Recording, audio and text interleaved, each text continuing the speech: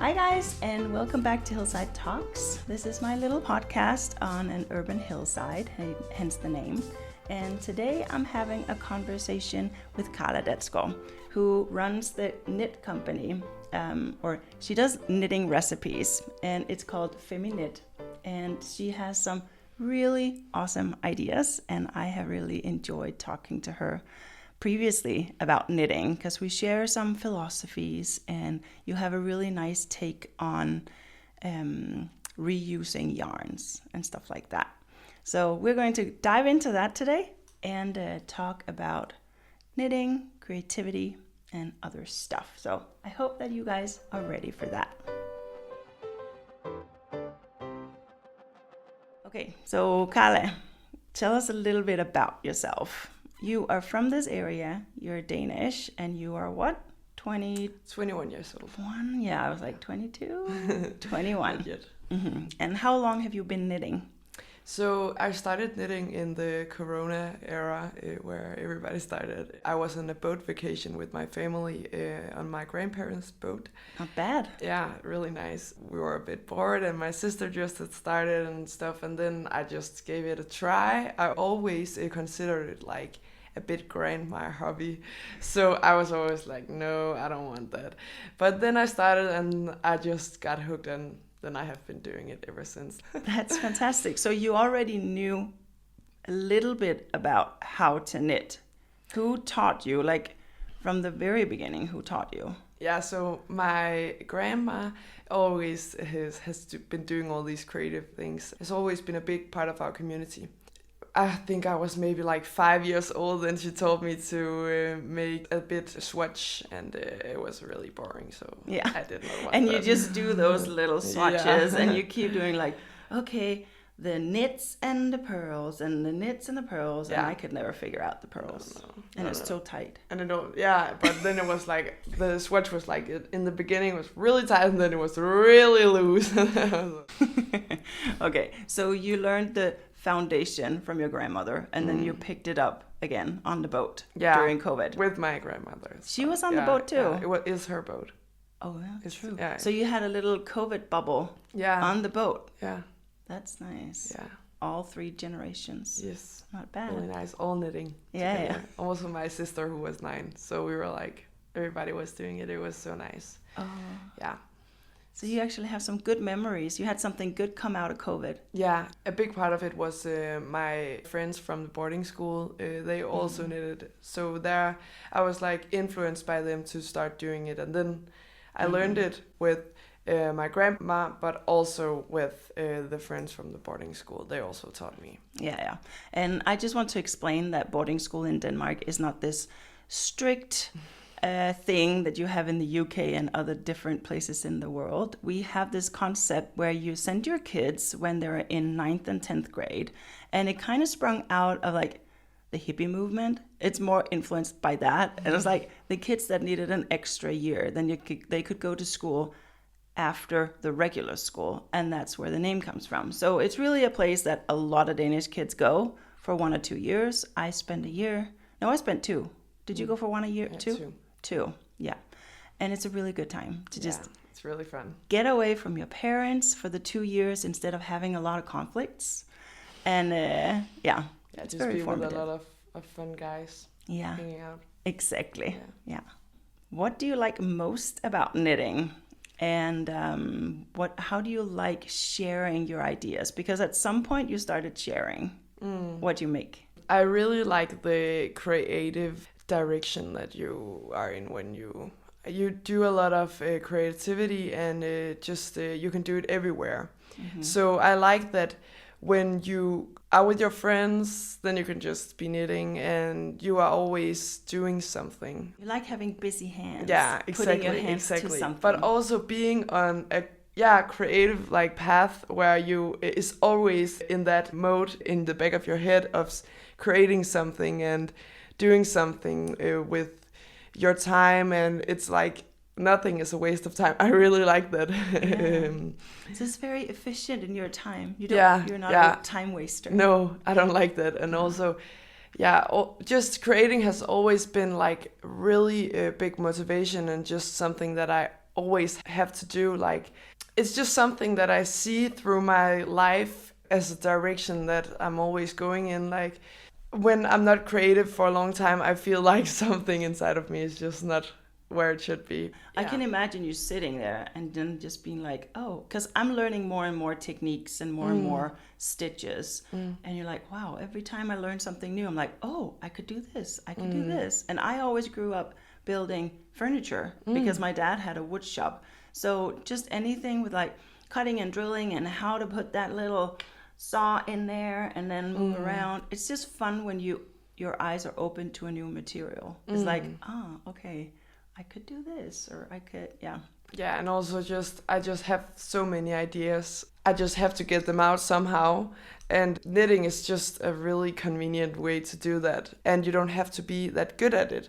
Like, the first knitting project, it was not like the best I've made, of course, but it was okay. It was okay quality. It was usable. Yeah, but if it was like my first sewing project, then it would not be like the same because it needs a bit more technique and materials. It's not as easy to just start off. So sewing is a bit more, you need a little bit more experience, and knowledge. And then knitting is like, it's easier to get a good result, something you can actually wear. Yeah, exactly. Yeah, it makes sense.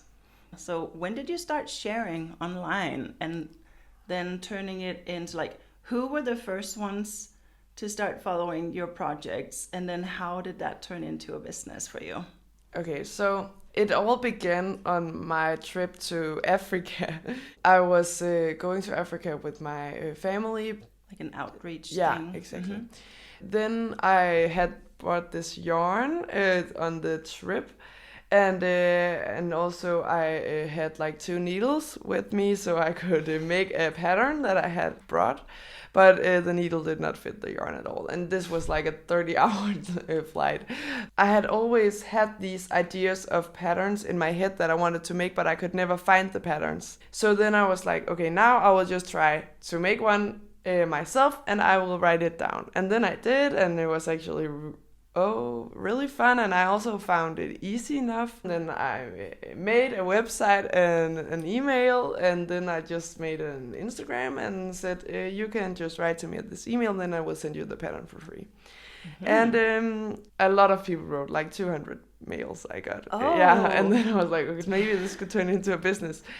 But at the same time, I was like, I don't want this just to be another of the capitalism things. I want this to be something bigger.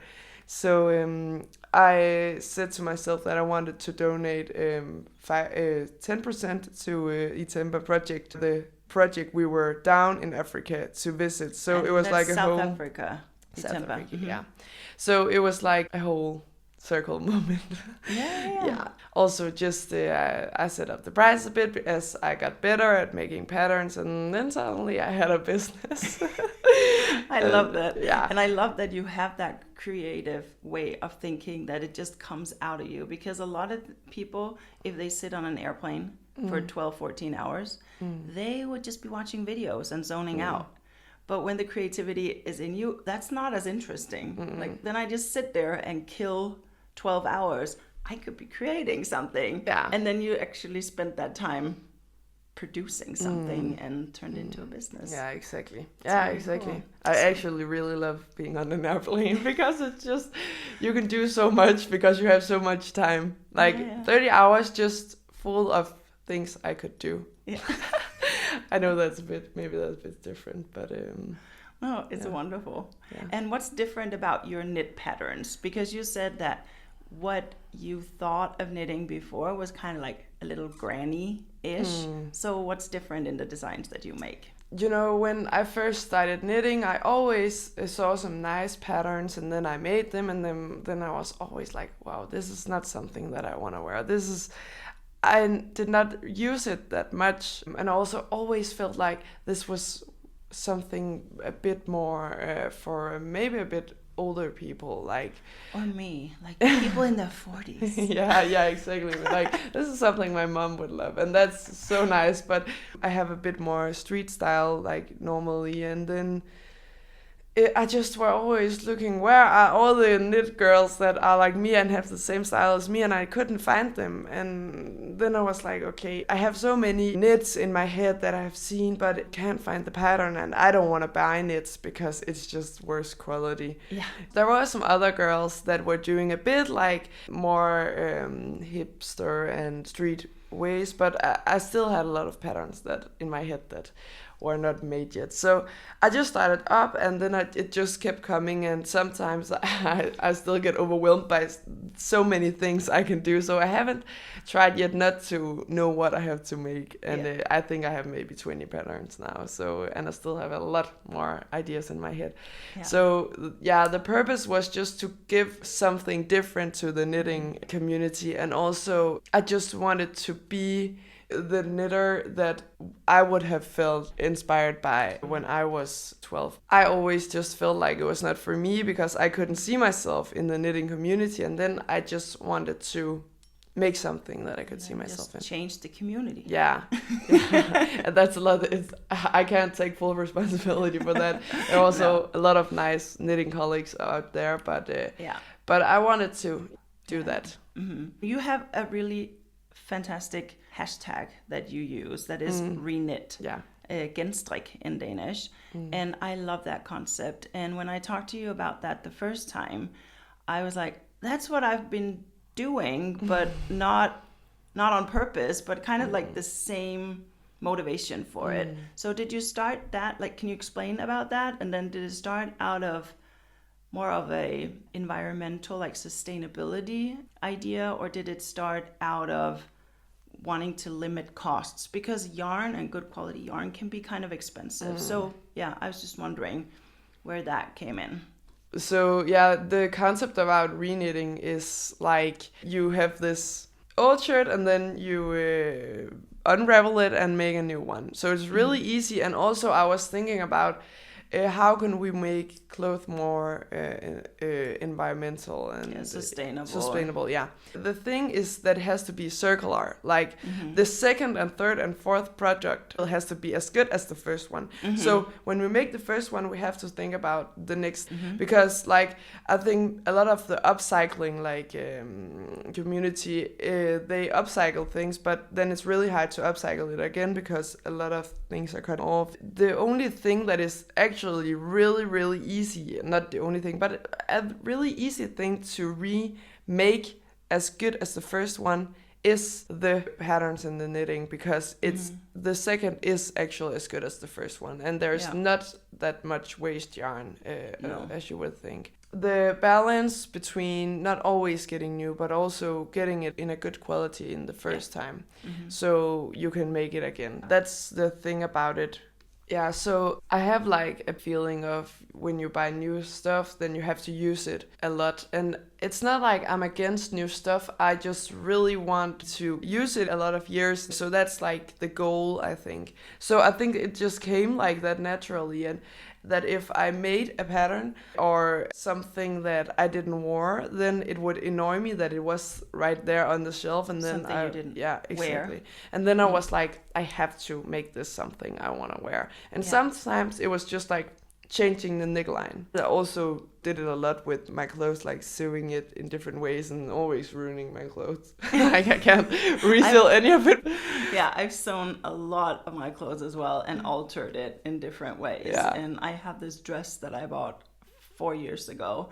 I took it in, but I cut off the seams where I took it in. And I gained a little weight, and now I can't fit it. I'm like, come on, Maria, why did I cut off the seams? Yeah. Because I could just take it out a little bit. Yeah. Yeah. Yeah, that's actually always what I do. Like, also when I'm folding up pants, I never cut it off. I just sew it on like really high, because I'm like, if I get taller, I need this. If fashion is changing and I want really long, then I can still do it. You have flexibility. Yeah, I like that. I also am very curious sometimes when I see videos online, and it's not a bad thing that people love to knit, but when I see those videos of like these 30 items that I made this year, I'm like, it's kind of fast fashion. Yeah. But I know that it's homemade fast fashion, but it's like no one can use 30 sweaters in a year, or tops, or even if you spread it out to like silky tops, tees, cotton, like I don't understand how you can still get like above, I don't know, 15 or something. Yeah. So it just becomes major production. And I know that, Yeah, exactly. And also, like, I'm 100% one of those. I have many knitwears, also because it's my business. So, business. I have to have them. But still, I also love buying new yarn, and I don't want to shame people for that. So in my patterns, it says, this is what new yarn you need. And if you want to reknit, then use it in this thickness and this much. Yeah, because I was wondering about that, because I've experienced when I've taken out a sweater and then you want to reknit it, the yarn gets thinner. Doesn't it? Okay. Well, I never thought about that, but that could be. Okay, because I always feel like when I knit something the first time, it's usually on a needle 4, a Danish, like European size 4. And then when I take it out and knit it again, it's less fluffy. So to get it even, I need to go down to a 3 or something. Yeah, so a lot of the reknits for me end up being on tiny little needles and take longer to make, but that might just be me. That's not your experience. No, it's not something that I have thought about in that way. The thing that I have experienced is that it's a bit... bulky. Yeah, bulky, exactly. You can steam it. Yeah. And then it gets back to normal. I think every yarn is really different. Some yarn will, of course, be smaller, and some is not that big of a problem. I think maybe it's also how much you wore it and stuff. Yeah. If you get the knitting gauge right, then it doesn't matter what yarn you use. So that's also what I write in the reknitting section. Yeah, section. Also because I really like that it says the meters instead of just the grams of the yarn, weight because and stuff. I can never figure that out. I worked in a knitting shop one time, and all these people were coming in and they did not understand how this worked and how you could take some yarn and use in another. So also this reknitting section is also usable if you just want cheaper yarn or more expensive yarn, a different yarn. Yeah, change it out for this. And I like that some patterns now also have the gauge or whatever it's called. You need to reach this gauge. This is what a 10 by 10 centimeter square should be like. If it's too loose, go down in needle size, and if it's too big, go up. A lot of patterns are starting to do that, where it's like getting us to think for ourselves that we can actually just go down half a size in needle or something like that. That's not gonna ruin because anything.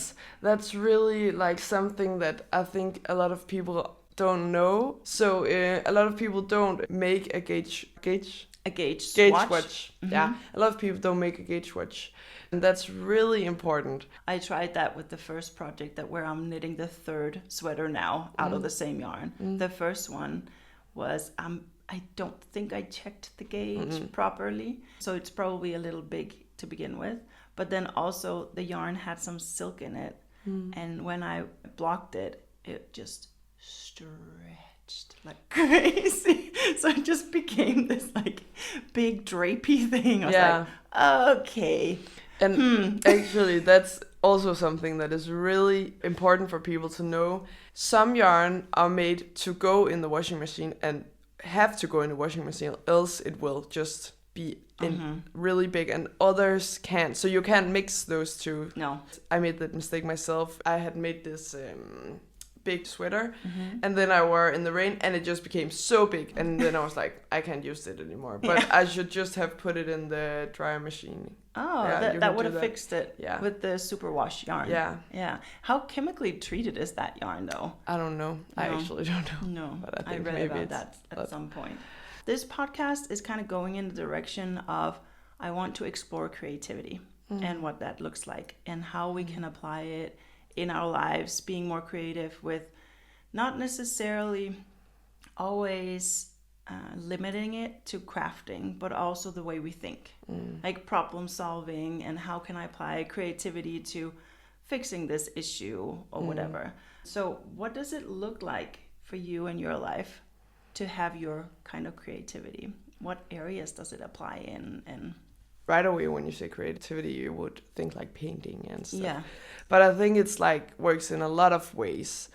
We have to do this. How can we get there? Yeah, problem solving. Yeah, problem solving. And I always thought like that's the least creative thing you can do, but it's like, who do we need here and stuff. That's actually yeah. So I think that's also a way to use it, like problem solving. Some people limit themselves and say, like, I'm not creative, I'm not like that. And I think that's sad, and because I think everyone has it. It just shows in different ways. Some people are really creative when it comes to children and how to be with them, and some people are creative when it comes to business and how to expand their business and stuff. And some people are more like the typical creative. And I think it's something that is deep in all humans. Well, I'm really excited to dig into that topic more. It would make us all bloom more, I think, and bring more of ourselves into the world, I think, if we can be brave and actually use that creativity.